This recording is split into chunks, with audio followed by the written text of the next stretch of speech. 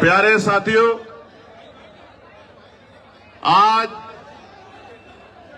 11 फरवरी 2026 को हम लोग दिल्ली के जंतर मंतर पर अपनी मांगों को लेकर इकट्ठा हुए हैं और ये अधिकार बाबा साहब अंबेडकर के द्वारा लिखे गए संविधान ने हमें दिया है। और ये अधिकार सिर्फ हमें नहीं दिया, ये अधिकार देश के हर एक उस व्यक्ति को दिया है जो अपने ऊपर हुए अत्याचार, अन्याय, जुल्म, जाति, अपने अधिकारों पे हुए अतिक्रमण पे आंदोलन कर सकता है, विरोध दर्ज करा सकता है, पत्र लिख सकता है, प्रयास कर सकता है कि उसके ऊपर जो महसूस कर रहा है कि ये कानून गलत बना है वो कानून को वापस लिया जाए।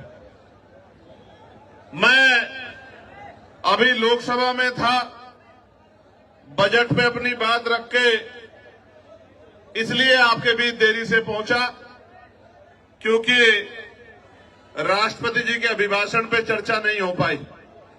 तो बजट एक महत्वपूर्ण विषय है, बजट पे मैंने अपनी बात रखी और फिर अब मैं आपके बीच में हूं। प्यारे साथियों, मैं अपनी बात को शुरू करते हुए बहुजन समाज में जन्मे सभी संतों, गुरुओं और महान पुरुषों को नमन करता हूं।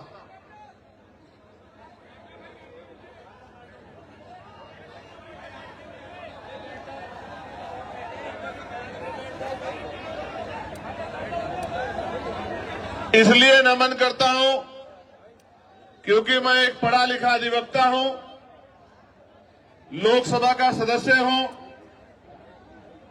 इस देश के इतिहास को जानता हूं और इतिहास से प्रेरणा लेकर ही आप अपने भविष्य को मजबूत कर सकते हैं, अपने वर्तमान को अच्छा बना सकते हैं।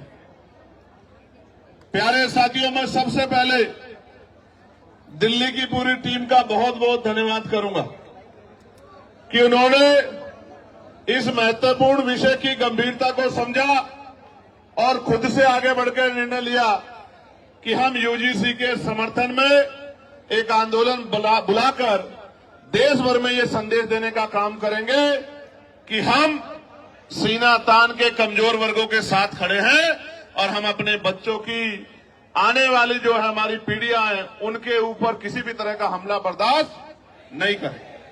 तो मैं और आप सब लोग दोनों हाथ उठाकर दिल्ली की पूरी टीम को धन्यवाद करें कि उन्होंने ये हौसला जुटाया, उन्होंने ये हिम्मत जुटाई, उन्होंने हमें शक्ति दी, उन्होंने वैचारिक मजबूती को समझा और असल में उन्होंने सबसे बड़े इस दुख को समझा कि बहन पायल, भाई रोहित, बहन डेल्टा और तमाम हमारे बेटे बेटियों की जो शहादतें हुई हैं, संस्थानिक हत्या हुई है, आने वाली पीढ़ियों के हिस्से में ये जुल्म जाति ना आए। इसलिए मैं उनकी बड़ी सोच को भी बहुत बहुत धन्यवाद देता हूं। उसके बाद जिन साथियों ने ये मुमकिन कराया कि दिल्ली जैसे स्थान पर एक बड़ा आंदोलन हो, हमारी बात दूर तक जाए, जो जहां जहां से लोग पहुंचे हैं, मैं उन तमाम भाइयों का, बहनों का, बड़े बुजुर्गों का, अपनी पार्टी के बड़े नेताओं का, सबका धन्यवाद करता हूं। और जिनकी वजह से मैं लोकसभा में पहुंचा हूं, मैं उन भीम आर्मी आजाद समाज पार्टी के साथियों का और नगीना लोकसभा के समझदार लोगों का, नगीना लोकसभा बिजनौर जिले के साथियों का बहुत बहुत धन्यवाद करता हूं। प्यारे साथियों, इस आंदोलन की जरूरत क्यों पड़ी? क्योंकि लोकतंत्र में अगर आप अपने ऊपर होने वाले अन्याय के विरोध में आवाज नहीं उठाते तो ये मान लीजिए कि ये आपके ऊपर मुस्तैद कर दिया जाता है, आपके ऊपर थोप दिया जाता है कि आप इस बात को स्वीकार करते हैं। प्यारे साथियों, आप याद करके देखिए, इस देश में हमें कुछ भी मांगने से नहीं मिला। हर चीज के लिए हमारे अपने बीच के लोगों ने, जिनको आज हम महापुरुष के रूप में मानते हैं, उन्होंने संघर्ष किया है, अपना जीवन बलिदान किया है, अपने बच्चों का बलिदान दिया है, उन्होंने अपना सुख चैन त्यागा है। उसके कारण आज इस देश में कमजोर वर्गों के लोगों को हक और अधिकार मिलने का काम हुआ। प्यारे साथियों, मैं आज उदाहरण देके बताऊंगा, जो भी डिबेट करना चाहता है मैं चैलेंज करके कहता हूं, जिस भी पार्टी के राष्ट्रीय अध्यक्ष में हिम्मत हो वो आजाद समाज पार्टी के राष्ट्रीय अध्यक्ष से डिबेट करे, डिबेट करे। मैं सामान्य डिबेट में इसलिए नहीं जाता क्योंकि आजकल चैनलों पे डिबेट का अस्त्र खत्म हो गया है। अपने स्वाभिमान सम्मान की रक्षा स्वयं करनी है, वहां कोई भी आके बैठ जाता है और कुछ भी कहने लग जाता है। हम इतने लोगों का प्रतिनिधित्व करते हैं, इसलिए हमारी जिम्मेदारी है कि हम अपने सम्मान की रक्षा भी स्वयं करें। इसलिए मैं चैलेंज करता हूं कि जिनका भी प्रतिनिधित्व लोकसभा में है, उस पार्टी का कोई भी राष्ट्रीय अध्यक्ष यूजीसी के विषय पे हमसे डिबेट करे और जो कमजोर वर्गों के विषय उन पर डिबेट करे, मुसलमानों के विषय पे डिबेट करे, ईसाइयों के विषय पे डिबेट करे, सिखों के विषय पे डिबेट करे, बौद्धिस्टों के विषय पे डिबेट करे, कर्मचारियों के विषय पे डिबेट करे, किसानों के विषय पे डिबेट करे, दलितों पिछड़ों के हक अधिकारों के विषय पे डिबेट करे, तो हम उनको जवाब देके बताएंगे कि हम जमीन से आए हैं, किसी नेता के पोते बेटे पोती बेटी नहीं है। हमें जमीन का पता है कि आज हालात क्या हैं और लंबे समय से हालात क्या थे।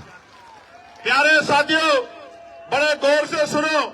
नारे तो आप लगा रहे हैं तो बहुत दिनों से, लेकिन खाली नारे से बात नहीं आगे बढ़ेगी। प्यारे साथियों, मैं जानता हूं शिक्षा के दरवाजे किसी और ने नहीं खोले। अगर राष्ट्रपिता ज्योतिबा फूले प्रयास नहीं करते तो आज हमारे तन पे ये कपड़े नहीं आते। अगर शिक्षा में सबसे बड़ा योगदान किसने दिया है तो राष्ट्रपिता ज्योतिबा फूले ने दिया, मां सावित्रीबाई फूले ने दिया, मां फातिमा शेख ने दिया। प्यारे साथियों, इस देश में जिस आरक्षण को रोज बुरा भला कहा जाता है, हालांकि किसी की हैसियत नहीं है बुरा भला कहने की, क्योंकि जब आप ये कहते हैं, जब आप एक उंगली किसी की तरफ उठाते तो 4 उंगली आपकी तरफ भी जाती है, 3 उंगली एक अंगूठे का रुख भी आपकी तरफ होता है, जो आपको ये बताता है कि एक बार अपने गिरवान में भी झांकिए। जो लोग 10% आर्थिक आधार पर आरक्षण लेते हैं, संविधान के विरोध में जो आया है, वो भी आरक्षण पे सवाल खड़ा कर सकते। किस आधार पे? किस आधार पे?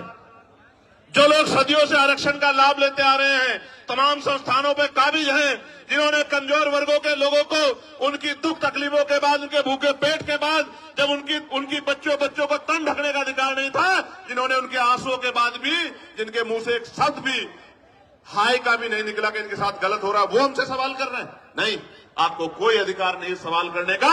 अगर सवाल करना चाहते हैं तो अपने अंदर पैदा करिए कि आपके अंदर न्याय की क्षमता है, आप न्याय प्रिय हैं, पहले साबित करिए, फिर आके सवाल कीजिए, हम आपके सारे सवालों का जवाब देंगे।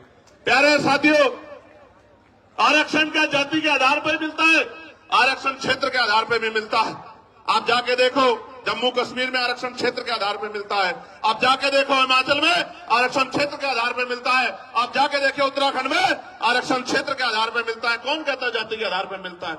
आरक्षण उनको मिलता है जो पीछे रह गए हैं, जिनका प्रतिनिधित्व कम है।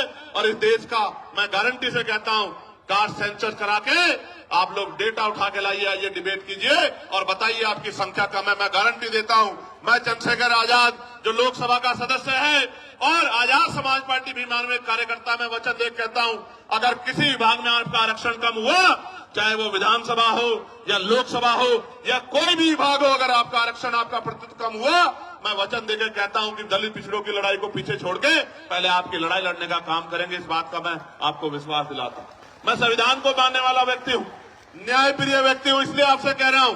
तो मगर सच का सामना तो करना ही पड़ेगा। इस देश में अगर आरक्षण आया सबसे पहले तो 1902 में आया, जिसको छत्रपति साहू जी महाराज ने लागू किया, किसी और ने लागू नहीं किया। कुर्मी वंश के छत्रपति साहू जी महाराज ने लागू किया। उससे पहले तमाम न्याय प्रिय लोगों पे था अवसर, उन्होंने लागू नहीं। इस देश में अगर वोटिंग राइट मिला, इस देश के बहुसंख्यक लोगों को, बालिग लोगों को वयस्क मताधिकार मिला, सार्वभौमिक मताधिकार मिला, इसका श्रेय अगर किसी को जाता है तो वो बाबा साहब अम्बेडकर को जाता है। आपको इतिहास पढ़ना चाहिए। 1919 से पहले इस देश में बहुत कम % लोग वोट करते थे। मॉन्टेगो चैनफोर्ड सुधार समिति बनी और सुधार समिति ने नए पैमाने तय किए कि वोट देने का अधिकार उनको मिले जो जमींदार हैं, जो भूमि जिनके पास बड़ी संख्या में है, जो लगान देते हैं, जो टैक्स देते हैं, जो बहुत पढ़े लिखे हैं, जो पूंजीपति हैं, जिन पे व्यापार है। आप इतिहास उठा के देखो, जिन्होंने आंख ही या जिनको अपने अधिकारों का पता ही संविधान के आने के बाद लगा है, उनकी संख्या कितनी रही होगी, आप इस बात को महसूस करके देखें। तो इसलिए मैं कह रहा हूं कि कुछ भी मांगने से नहीं मिला है। भारत ऐसा देश है जहां बाबा साहब अम्बेडकर ने जिस तरह आज हम इकट्ठा हुए बहिष्कृत हितकानी महासभा के बैनर तले ज्ञापन दिया, उस ज्ञापन के बाद साइमन कमीशन भारत आया और साइमन कमीशन जब भारत आया उनकी रिपोर्टों के आधार पे गोलमेज कॉन्फ्रेंस हुई और तीनों गोलमेज कॉन्फ्रेंस के बाद बाबा साहब अम्बेडकर ने यह सुनिश्चित करवाया कि कमजोर वर्गों के लोगों को भी वोट का अधिकार मिलना चाहिए। तब इस देश में, और आपको जान के खुशी होगी कि न्यायप्रिय चरित्र किसे कहते हैं, कि भारत पहला ऐसा देश है कि संविधान के लागू होने के साथ देश की महिलाओं को और गरीब और अमीर तमाम तबकों के लोगों को वोटिंग राइट मिलने का काम हुआ।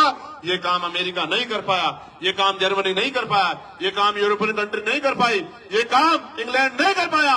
ये काम अगर किसने किया कि महिलाओं को बराबर का अधिकार मिले तो ये भारतीय संविधान में बाबा साहब अम्बेडकर ने किया।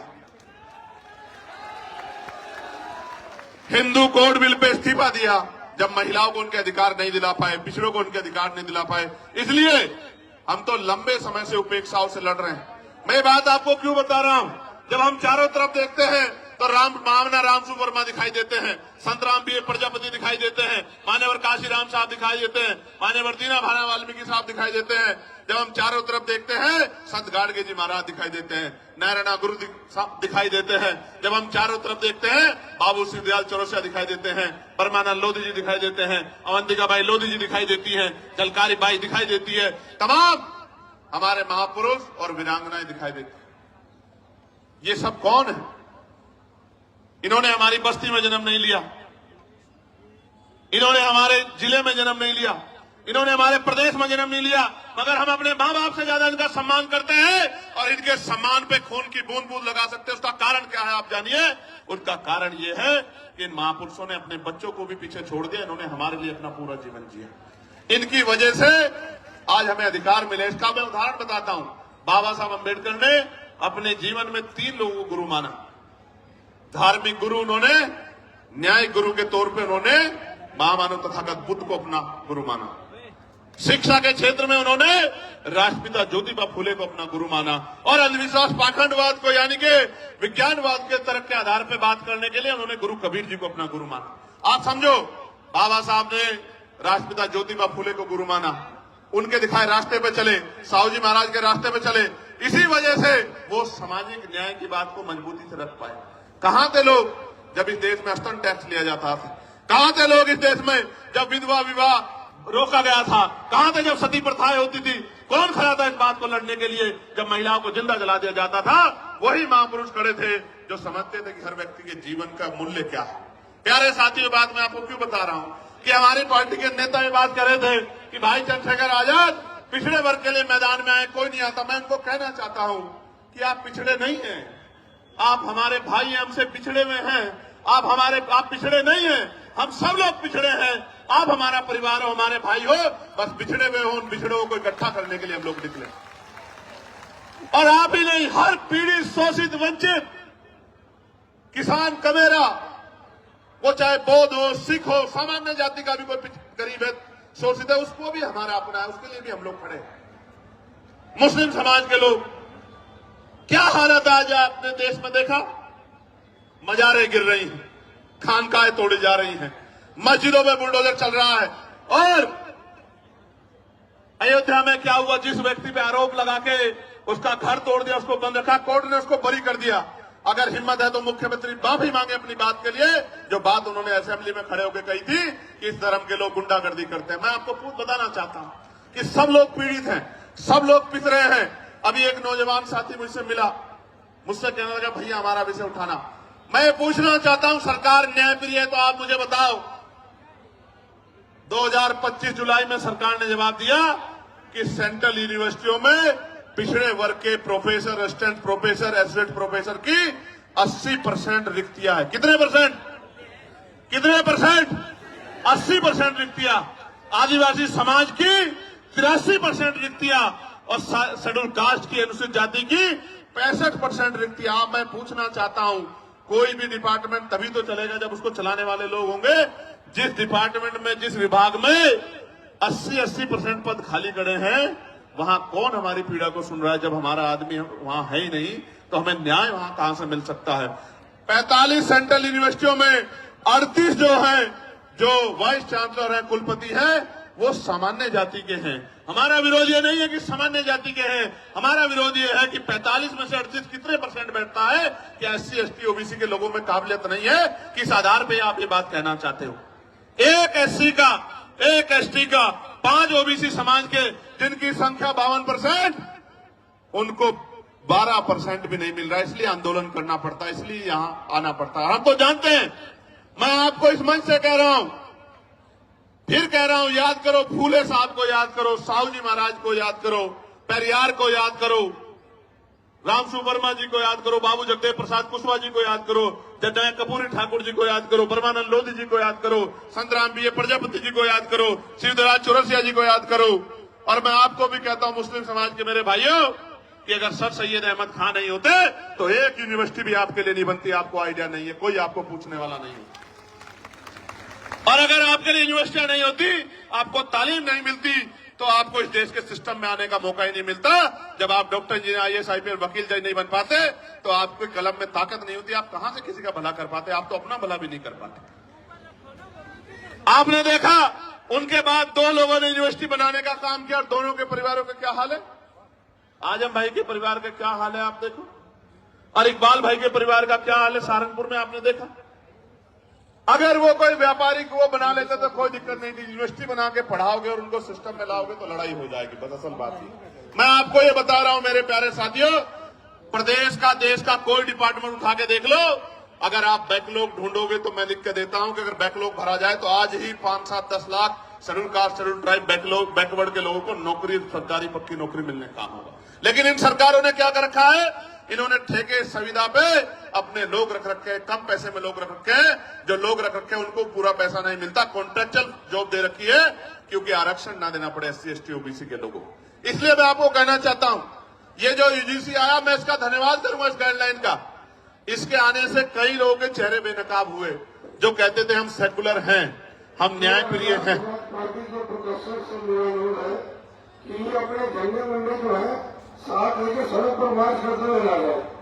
ये जो सम्मानित व्यक्ति बोल रहे हैं, मैं इनसे आग्रह करूंगा, जो एडमिनिस्ट्रेशन के लोग यहाँ हैं, मैं उनसे आग्रह करूंगा कि हमारे जो सीनियर लोग हैं, एक बार उनसे बात कर लें, ये बीच में ना अपनी बात को रखे, और ये भाषा शैली सुधारे। झंडे वंडे नहीं होते हैं, ये झंडा हमारा सम्मान है। और इस बार अगर ये भाषा शैली नहीं सुधारेंगे तो फिर ये आंदोलन आज ही नहीं, अब आगे कल के लिए भी कह दूंगा और लोगों को अपील कर दूंगा, फिर देख लेना संभाल नहीं पाओगे अगर इस तरह करोगे तो। प्यारे साथियों, मैं आपको कुछ और कहना चाहता हूं, गौर से सुनो, इन बातों पर ध्यान मत दो। ये तो पुलिस के भाई हैं, एडमिनिस्ट्रेशन के भाई हैं, सरकार के हिसाब से काम करते हैं, हमें इनकी मदद लेनी है, हमारा इनका कोई झगड़ा नहीं। आप गौर से सुनो मेरी बात को। कई लोगों के चेहरे बेनकाब हुए, कई पार्टियों के चेहरे बेनकाब हुए, कई नेताओं के चेहरे बेनकाब हुए, कई सामाजिक संगठनों के चेहरे बेनकाब हुए, और सबसे ज्यादा बेनकाब अगर कोई नारा हुआ है तो वो नारा है जो नारा लग रहा था कि जात पात की करो विदाई, हिंदू हिंदू भाई भाई। वो नारा भी बेनकाब हो गया, वो नारा झूठा था। अगर वो नारा सच्चा होता तो मैं पूछना चाहता हूं कि जब मंडल कमीशन की बात आती है, जब SC ST आयोग की बात आती है, SC ST एक्ट की बात आती है, जब UGC की नई गाइडलाइन की बात आती है, तो आप आंदोलन क्यों करते हो हमारे खिलाफ? क्यों हमारे खिलाफ आंदोलन करते हो? क्यों आप हमारे खिलाफ आंदोलन करके सड़कें जाम करने का काम करते हो? क्यों आप आंदोलन करके, जो कहते थे कि प्रधानमंत्री हिंदू हृदय सम्राट है, उन्हीं प्रधानमंत्री को बताओ कहा गया, नहीं कहा गया, कैसे कैसे शब्दों से नवाजा गया। तो जिस प्रधानमंत्री के राज में आपको EWS मिला, उन्हीं प्रधानमंत्री को जब एक आपको काल्पनिक ऐसा लगा कि भाई हमारे बच्चों के ऊपर जो है जांच बैठ सकती है, उनपे जो है उनपे मुकदमा दर्ज हो सकता है, सिर्फ काल्पनिक, कोई मामला सामने नहीं आया। हम पे तो उदाहरण है, मैं बताऊंगा पूरी बात में, हम पे उदाहरण है, कोई मामला सामने नहीं आया तो आप आंदोलन करने चले आए। क्योंकि जब भी मंडल कमीशन कहां से हिंदुओं के खिलाफ था, मुझे बताओ। अगर मेरे भाइयों को कुछ मिल रहा है और मैं विरोध कर रहा हूं तो मैं कहां से उनका भाई हुआ, आप मुझे बताओ। देखो, बहुत कुछ बेनकाब हुआ। बेनकाब ये हुआ है कि जाति सत्य है, जाति सत्य है। और जाति को ठुकराया नहीं जा सकता। जिसको हिंदू अदर्दे सम्राट कहते थे, उसी को जाति के आधार पर गाली देने का काम करते। इसका मतलब जब तक वो व्यक्ति आपका काम करेगा तब तक आप उसको पलकों बिठा के रखोगे। जैसे ही वो कोई और इनका रोल भी नहीं यूजीसी में, तो आप उनको गाली देने लग जाओगे। ये है जाति का सत्य। मैं और बताता हूं, हाथ कंगन को आरसी क्या और पढ़े लिखे को फारसी क्या। कल ही एक मामला हुआ एक बैंक में, 2 बेटियां थी। वो एक बेटी कहती है कि मैं ठाकुर और दूसरी बेटी वो ब्राह्मण समाज की है।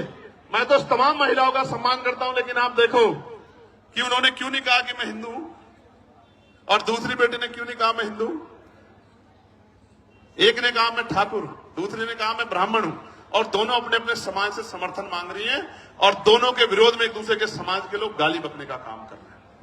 इसलिए मैं आपको बता रहा हूं कि वर्ग की बात ही नहीं है, ये बात जातियों तक जाती है जब आपके अधिकारों पे हमला होता है। और सबसे बड़ी बात देखो, जिनके बच्चों को जो बच्चे मर रहे हैं जिनके, क्योंकि 118% की वृद्धि हुई अपराध में।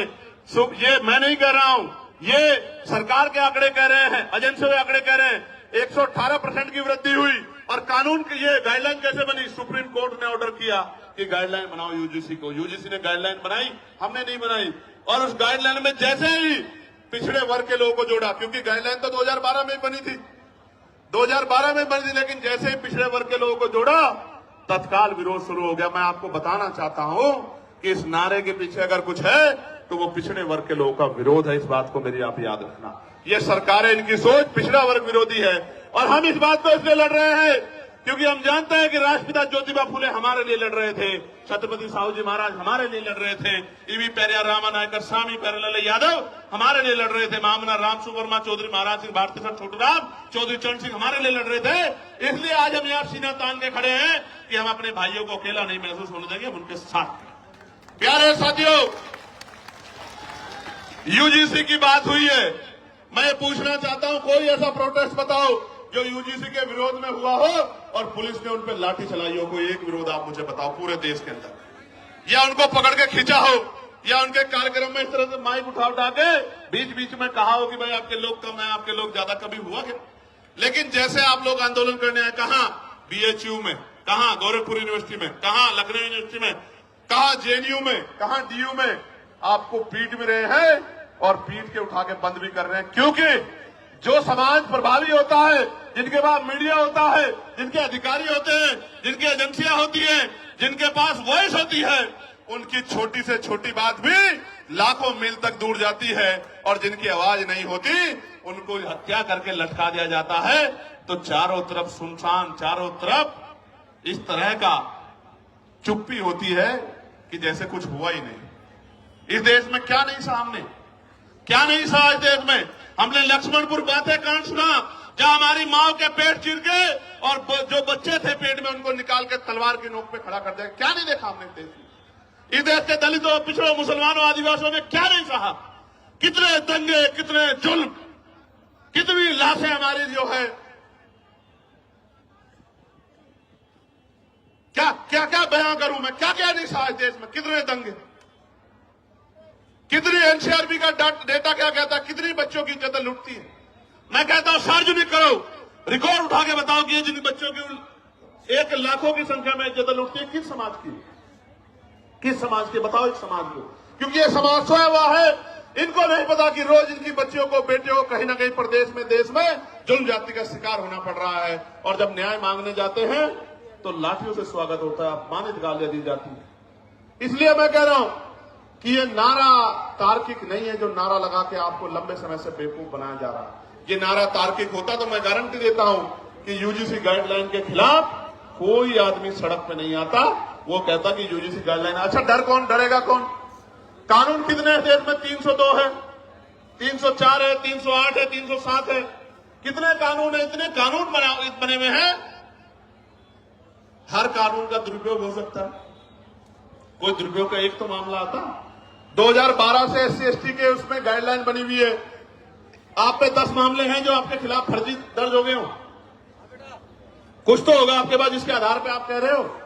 लेकिन कोई तथ्य नहीं है, एक ही तथ्य है कि हमें अपराधी मान ले। हम कहां अपराधी मान रहे हैं भाई? हम कौन है अपराधी मांगने वाले?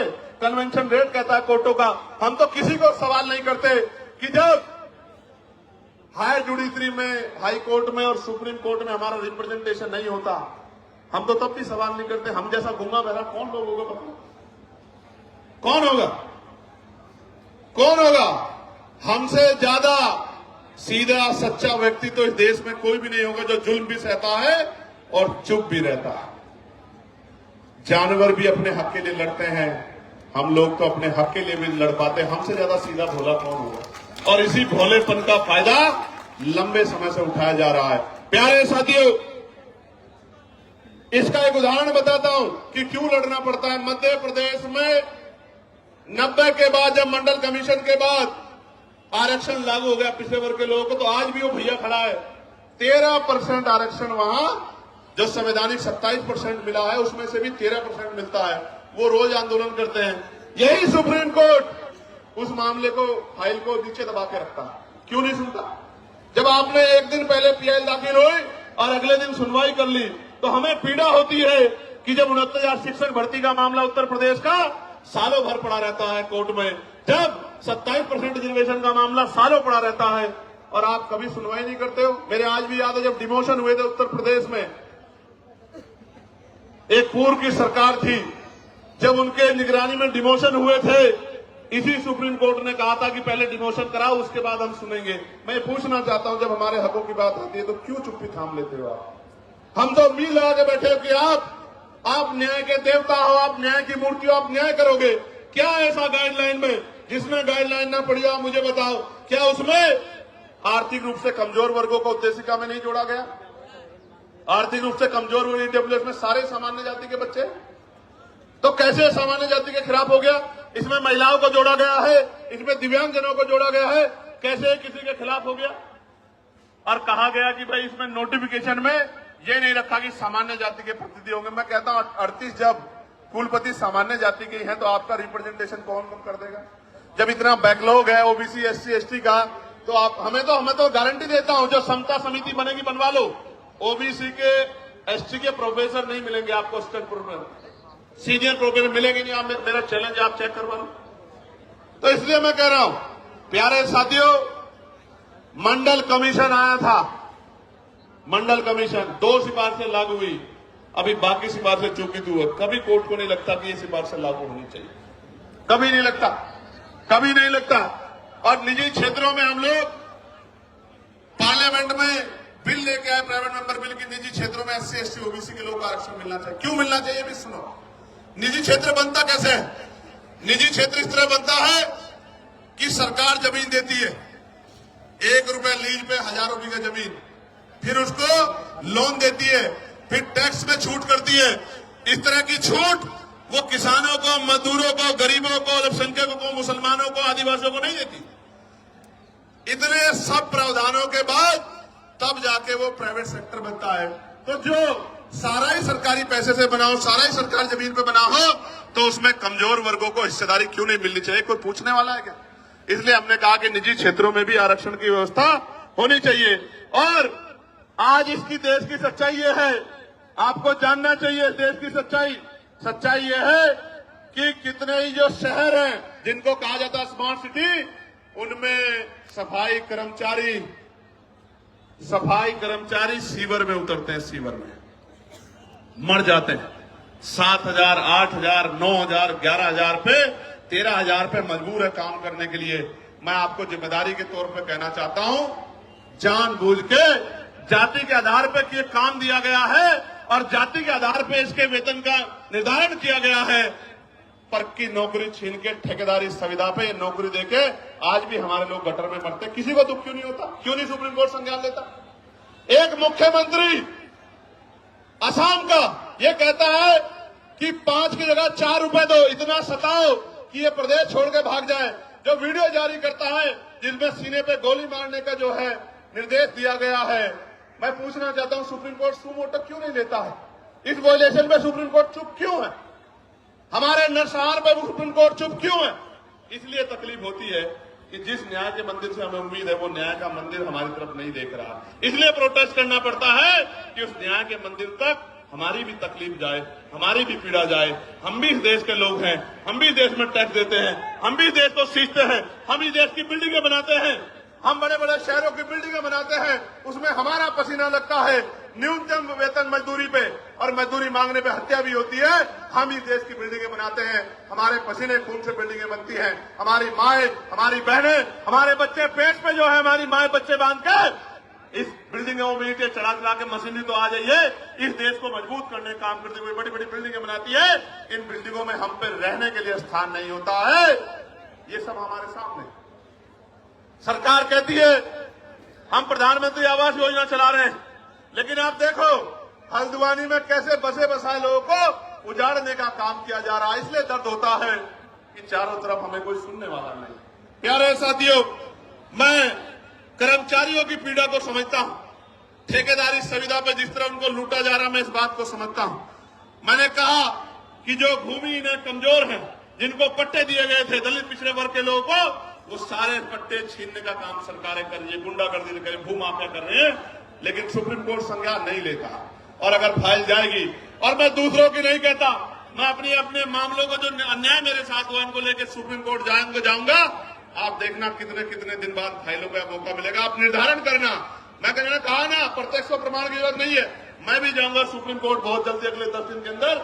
मैं देखूंगा कि हम कमजोरों की पीड़ा को भी इस तरह सुना जाता है क्या, जब सरकार हम पे जुल्म करती है, जब सरकार हम पे अन्याय करती है, निर्दोष होते हुए जेल भेजने का काम करती है, हम पे रासुका लगाती है, हमारे बच्चों को पीटने का काम करती है, हमारी हड्डियां तोड़ने का काम करती है, हमें करंट लगाने का काम करती है, तो ये सुप्रीम कोर्ट हमारी पीड़ा को भी सुनता नहीं सुनता। मैं जाऊंगा। प्यारे साथियों, आज इस देश में शिक्षा बाजार बन गई है, शिक्षा बाजार बन गई है।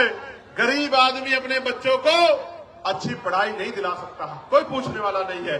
बच्चे पढ़ेंगे नहीं तो आगे कैसे जाएंगे, और जो चला जाता है वो हिंसा का शिकार हो जाता है, जातीय भेदभाव का शिकार हो जाता है। मैं दूर नहीं जाता, कहते हैं ना कि भाई उदाहरण की जरूरत पड़ती है। मीडिया के साथी यहां हैं। वर्ष 2012 में वर्धमान जो अब सफदरजंग है, महावीर मेडिकल कॉलेज में SC/ST समुदाय के MBBS कर रहे छात्रों को फिजियोलॉजी के लिखित टेस्ट में जाति देखकर जानबूझ के फेल किया गया। आरोप लगे, जांच हुई, और आपको जान के अचरज होगा, छात्रों की शिकायत पे जब दर्ज हुई, सरकार ने कमेटी बनाई जिसका नाम था मुंगेकर कमेटी। मुंगेकर कमेटी की जांच में पता लगा कि SC/ST के बच्चे के पेपर पे अंकित जाति देख के चुन चुन के फेल किया गया। तो हमारे मन में सवाल क्यों ना पैदा हो कि हमारे साथ कास्ट बेस्ड डिस्क्रिमिनेशन होता है। और ऐसा ही नहीं, कमेटी की रिपोर्ट पे कोर्ट ने उन छात्रों को मात्र पास ही नहीं किया, दोषियों के खिलाफ 10-10 लाख रुपए का मुआवजा देने के लिए आदेश दिए, दोषियों पे कार्रवाई की। मैं इसलिए आपसे कह रहा हूं कि होता है डिस्क्रिमिनेशन, कास्ट बेस्ड डिस्क्रिमिनेशन होता है, इसीलिए तो हम कह रहे हैं। और हमने थोड़ा ही गाइडलाइन बनाई, हमारी पीड़ा को आपने कहा सुना, सुप्रीम कोर्ट के आदेश को आपने सुन के गाइडलाइन बनाई। मैं धन्यवाद करूंगा कि उन गाइडलाइनों को हमारे पढ़े लिखे लोगों ने पढ़ा। भाई देखो, दो तरह का समाज है अभी। एक वो जो हाशिए पे गांव में रहता है, लेकिन वो मेहनत मजदूरी करके उनके पिताजी भी अपने बच्चे को यूनिवर्सिटी भेजने का काम कर रहे हैं। यूनिवर्सिटी क्यों भेज रहे हैं कि मेरी गरीबी, बेबसी, लाचारी, परेशानी, बीमारी, तकलीफों को ये मेरा बेटा पढ़ लिख के doctor, engineer, IAS, IPS professor बन के 2 रुपए कमा के सम्मान का जीवन खुद भी जिएगा, मेरी तकलीफों को भी दूर करेगा, मेरे दरिद्र को भी काटेगा। वो बच्चा पढ़ने आता है लेकिन वो उत्पीड़न का शिकार हो जाता है।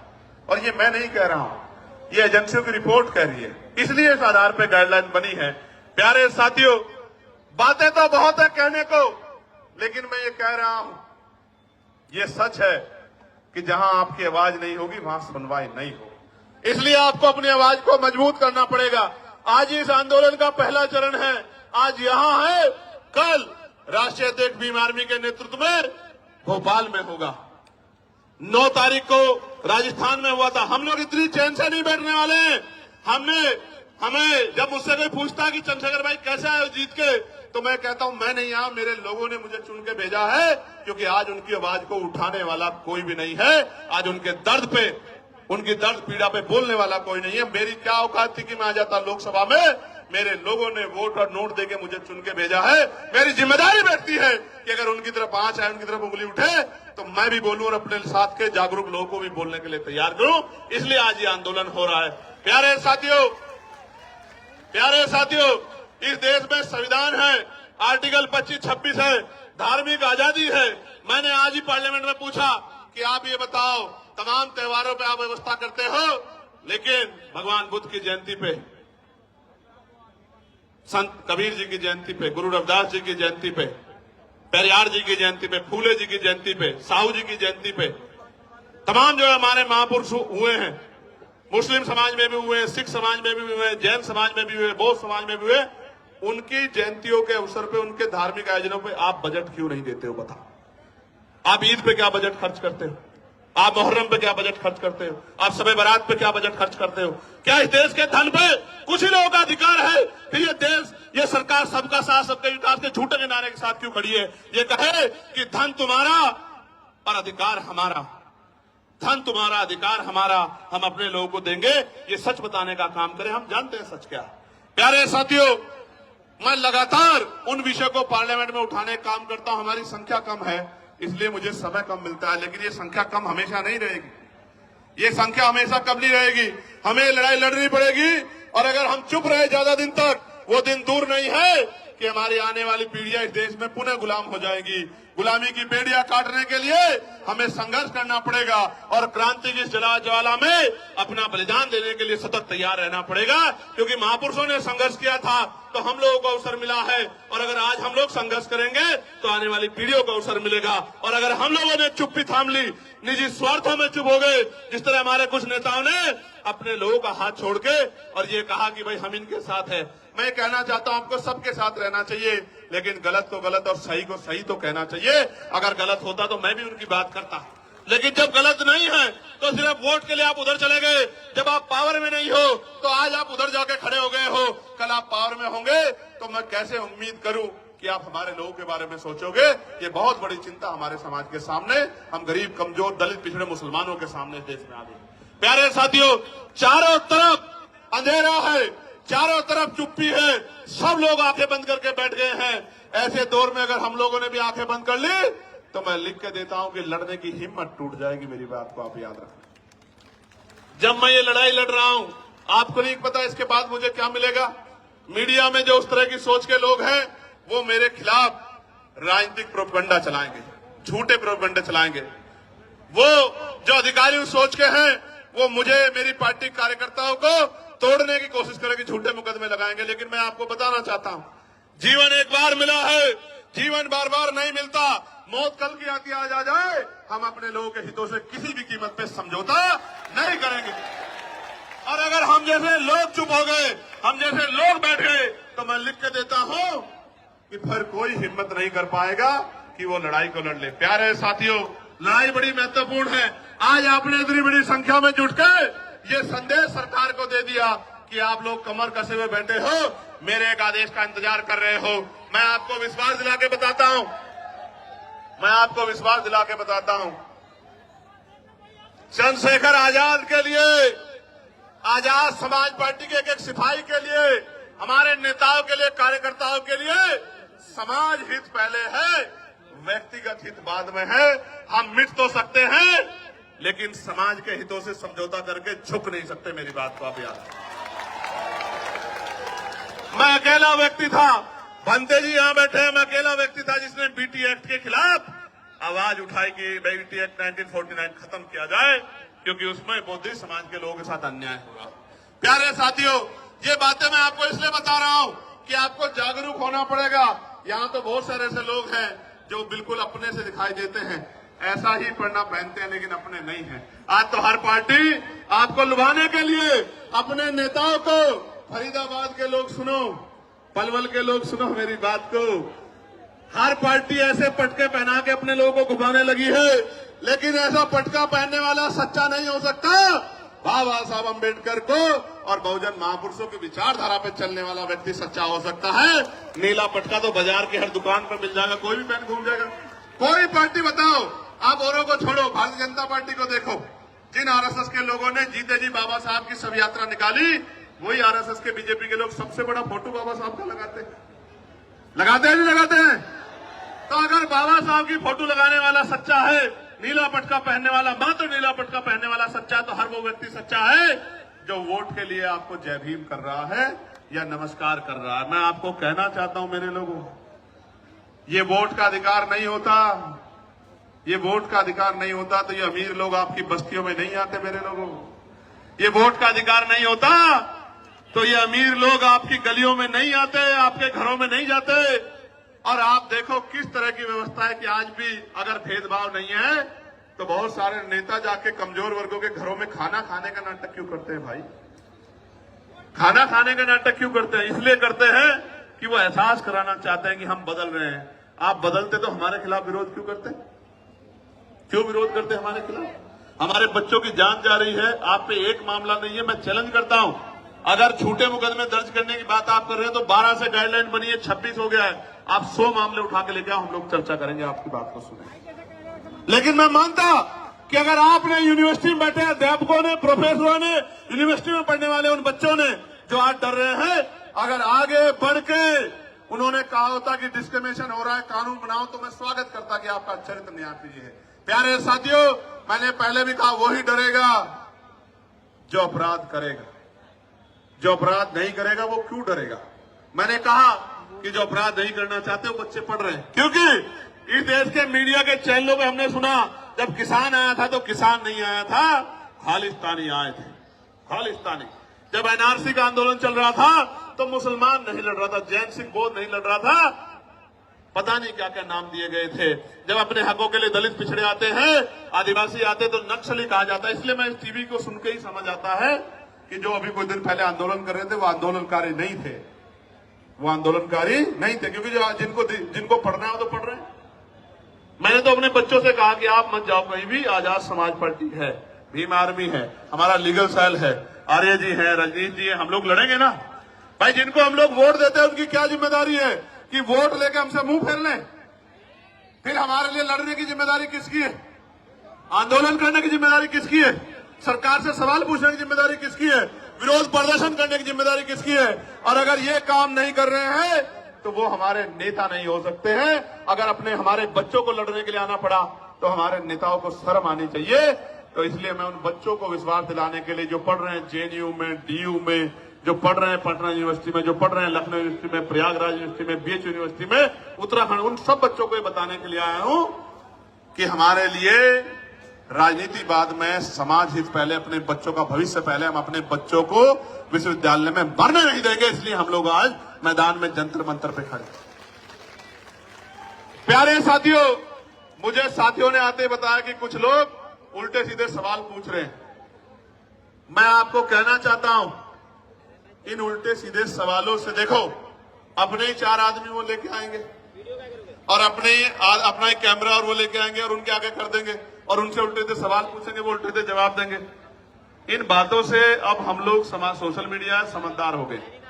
अब ये बातें चलने वाली नहीं, अब ये बातें किसी मोर्चे पे चलने वाली नहीं है। मैं ताजा उदाहरण बताता हूं आपको, मैं कहना नहीं चाहता था मगर बताता हूं, पता लगना चाहिए आप लोगों को। मैं पिछले 20-25 दिन से सहारनपुर नहीं गया क्योंकि लगातार मैं अपने लोकसभा क्षेत्र के मुद्दों को उठाने के लिए पार्लियामेंट में कोशिश कर रहा हूं। और इस बीच में हमने रैलियां की, आगरा की रैली की, फिर हमने कन्नौज की रैली की, फिर हमने 8 तारीख को संत कबीरनगर की रैली की। तो एक घटना मेरे जिले में घटी जहां शोभा यात्रा निकालने के लिए परमिशन को लेकर विवाद हुआ। अब उन बच्चों से कहलवाया गया कि भाई चंद्रशेखर भाई ने मदद नहीं की। पहली बात तो बच्चे मुझे कभी मिले ही नहीं, ना मैं छुटमलपुर जाता हूं। मैं यहां से जाता हूं तो अपनी जिम्मेदारी अदा करने के लिए नगीना जाता हूं, नगीना से निकलता हूं तो देश भर में जाता हूं। मैं कभी आराम करने छुटमलपुर जाता नहीं, तो बच्चे मुझसे कभी मिले ही नहीं। वो मुझे कुछ बताते तो मैं उनके लिए लड़ता, हल करने के लिए कोशिश करता। हालांकि कोई ऐसा थोड़ा जो मेरी बात टाल दे वहां, आप समझ रहे हो भाई। राजनीतिक रूप से भले ही मैं वहां बहुत मजबूत नहीं, लेकिन सामाजिक रूप से इतना मजबूत हूं, मैंने इतना काम किया, किसी को भी कह दूंगा वो अपनी नाक नीची करके मेरी बात को मान लेगा, इतना दम मैं रखता हूं। लेकिन काम की बात जानो, वो बच्चे मेरे पास आए नहीं, मैं घर गया नहीं, लेकिन चलाया गया कि देखो चंद्रशेखर भाई ने मदद नहीं की। भाई आप मुझे बताओ, मेरे पास कोई मामला नहीं आएगा, मैं कैसे मदद कर दूंगा, आप बताओ। लेकिन चलाया गया कि भाई चंद्रशेखर मदद नहीं कर रहे हैं, चंद्रशेखर तो भाई मुस्लिम भाइयों का मामला इसलिए मदद नहीं कर रहे हैं। मैं पूछना चाहता हूं, ये मुस्लिम कोई अलग थोड़े, ये भी तो हमारे ही हैं। इनको मैं अगर किसी बात को अपने 20 नेताओं को भेज देता तो सब लोग फूल करके स्वागत कर देगा, लेकिन मुझे पता ही लगा तो मैं क्या कर दूंगा। जब पता लगा तो मैंने खबर की तो उन्होंने नहीं कहा कि हम निकलवा देंगे भाई साहब। लेकिन आपको पता है क्या हुआ? पुलिस ने कह दिया कि हम परमिशन नहीं देंगे। मैंने डीआईजी से बात की, मैंने कमिश्नर से बात की, मैंने एसएसपी से बात की, मैंने डीएम से बात की कि निकलवाओ उनकी शोभा यात्रा, क्यों रोक रहे हो? तो बोले साहब हम नहीं देंगे परमिशन। तो ये देखो सरकार झगड़ा कराना चाहती है हमारे लोगों को, आपको समझना पड़ेगा। और मैं समझता हूं कि मेरी लड़ाई शोभा यात्रा तक सीमित नहीं है। मेरी लड़ाई तब तक जारी रहेगी जब तक आपको स्वाभिमान सम्मान का जीवन नहीं मिलता। मेरी लड़ाई तब तक जारी रहेगी जब आपको हक अधिकार नहीं मिलते। मेरी लड़ाई तब तक जारी रहेगी जब तक आपकी जेब में पैसा नहीं आता। मेरी लड़ाई तब तक जारी रहेगी जब तक आपके भी टूटे फूटे मकान ऐसे नहीं बनते जैसे दूसरे लोगों के हैं। मेरी लड़ाई तब तक जारी रहेगी। इसलिए मैं तो इस देश में हक अधिकार की लड़ाई लड़ रहा हूं। जो लोग मेरा मुकाबला नहीं कर सकते, आजाद समाज पार्टी भीम आर्मी के नेताओं का मुकाबला नहीं कर सकते, वो जानबूझ के इस तरह के षड्यंत्र करके तमाम तरह की चीजों के प्रयास करते हैं। मैं उनको कहना चाहता हूं, खूब प्रयास करो, समय बदल गया है। उत्तर प्रदेश में आने वाला समय आजाद समाज पार्टी काशीराम का है, मेरी बात को आप याद। और सिर्फ उत्तर प्रदेश में नहीं है, सिर्फ उत्तर प्रदेश में नहीं है, हरियाणा में, मध्य प्रदेश में, राजस्थान में, उत्तराखंड में, मैं कहना चाहता हूं दिल्ली में, बिहार में, झारखंड में, जो उत्तर भारतीय क्षेत्र में, कहना चाहता हूं डंके की चोट पे कि अगले 5 साल बाद आजाद समाज पार्टी राष्ट्रीय पार्टी होगी। मेरी बात को आप याद रखें, क्योंकि हर व्यक्ति के पास समस्या है, आजाद समाज पार्टी पे समाधान है।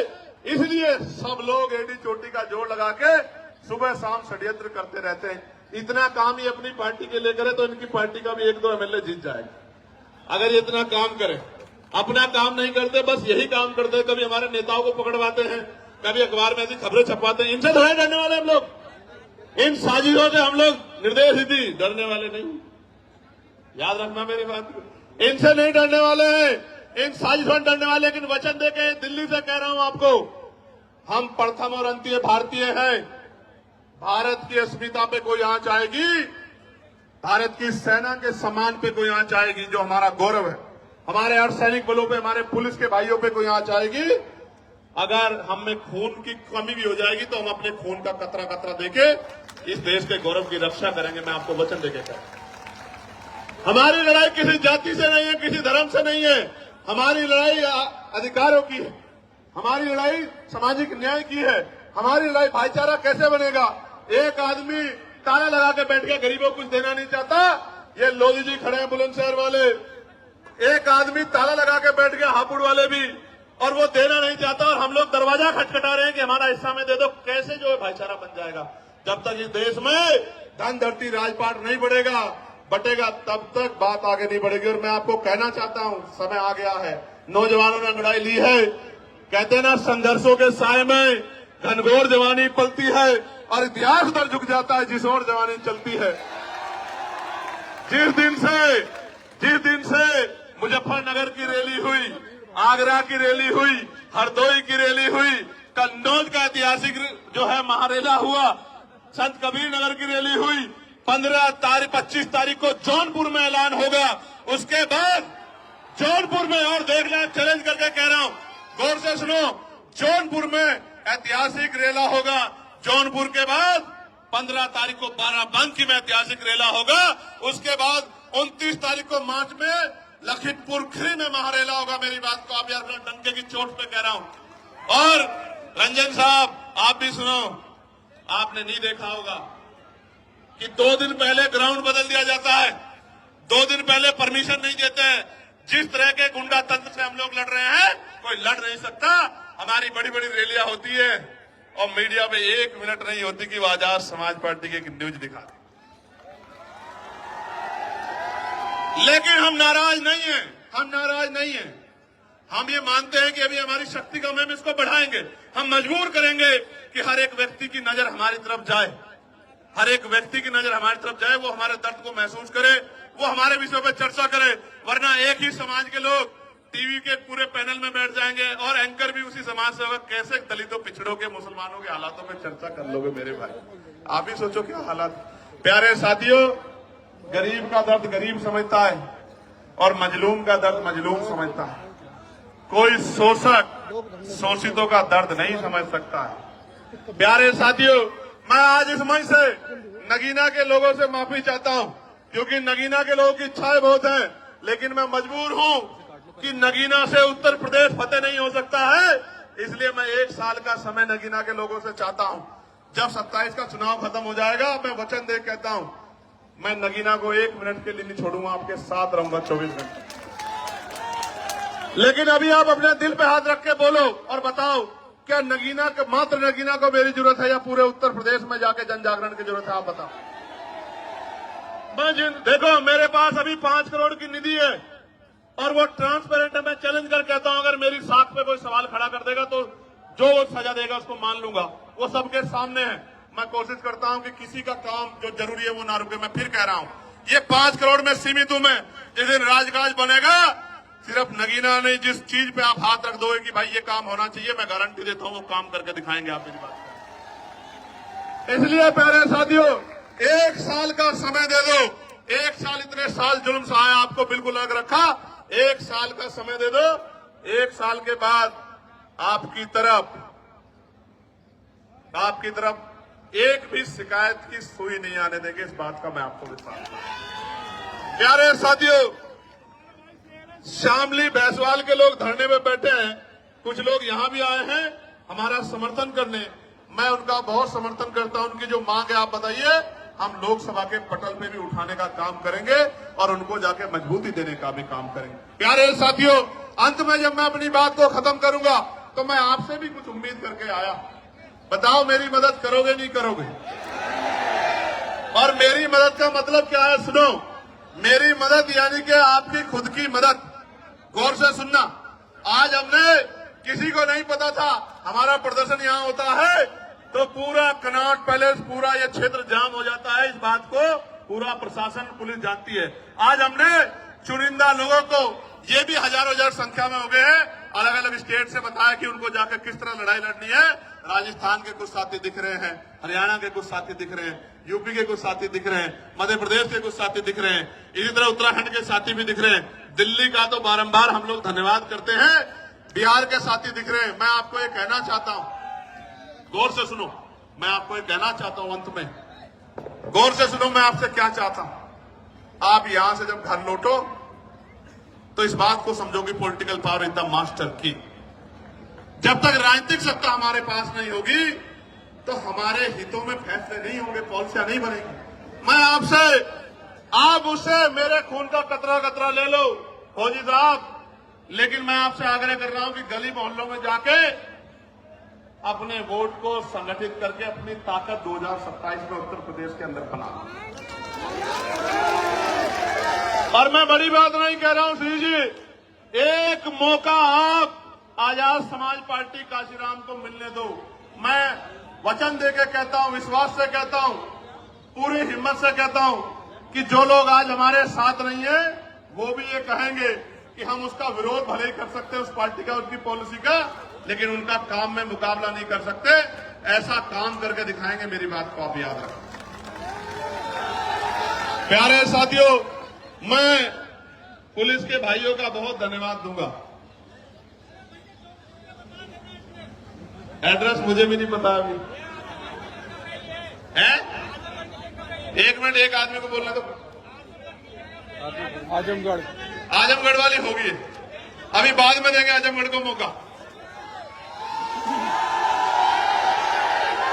अभी आप ये सुनो, 25 तारीख को जौनपुर में कार्यक्रम है, रैली, एक बात।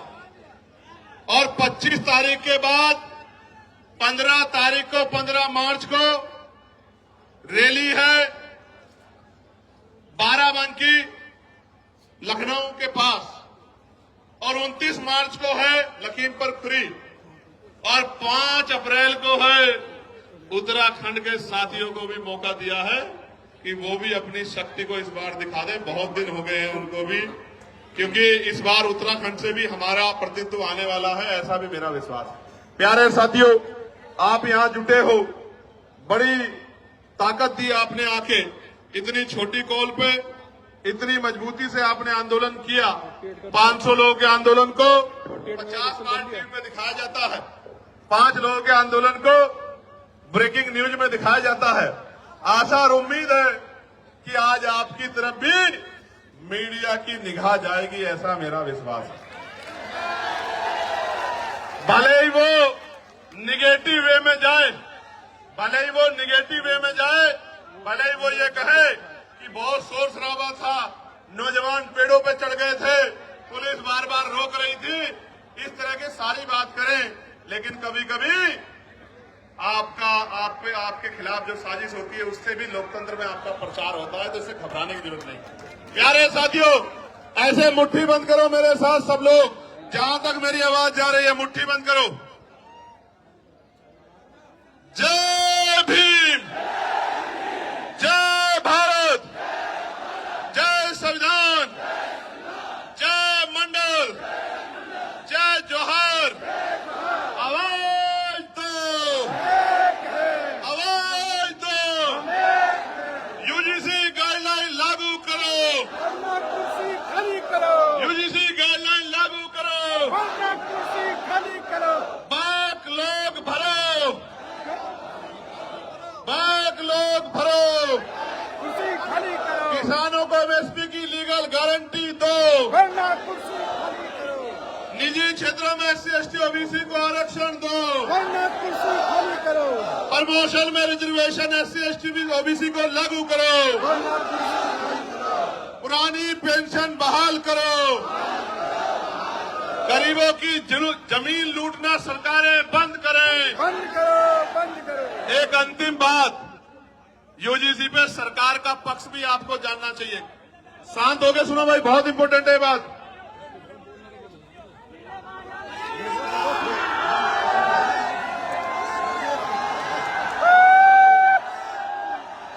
एक मिनट सुनो, अभी चर्चा करेंगे, खत्म कर रहे हैं। सुनो, इंपॉर्टेंट बात सुनो भाई, सुनो। आगे जो है, आगे सुनो जो खड़े।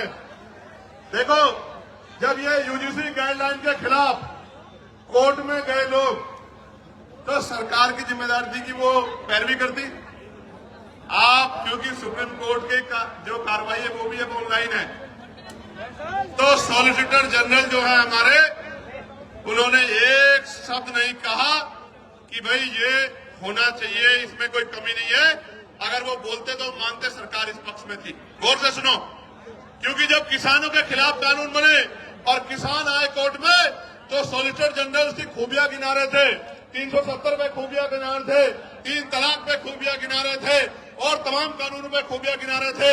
लेकिन यूजीसी की गाइडलाइन पे जब रोक लग रही थी, तो जेब में हाथ डाल के खड़े थे। मुझे बड़ी तकलीफ होती है कि जिनको हम रहनुमा समझते हैं वही हमें मारने के पीछे तले। और बाजों की तरफ मत देखो,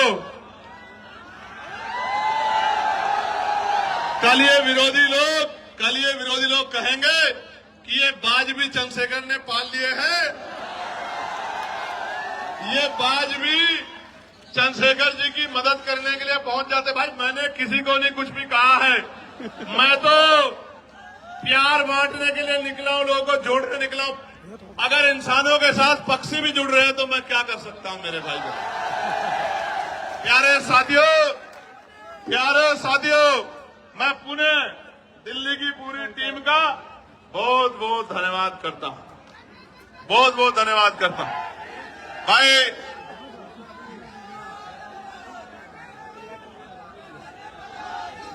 एक मिनट शांत हो जाओ, सुनो भाई सुनो। जो लोग मेहनत करते हैं उनका सम्मान होना चाहिए। मैं धन्यवाद दूंगा भाई बालक राम बोस जी का, महेश पहवाल जी का, भाई हिमांशु जी का और सीपी सिंह जी का और आर्य जी का, अनिल सागर जी का, हमारे एडवोकेट सुमन साहब का, और जो बाकी लोग हैं वो और मैं एक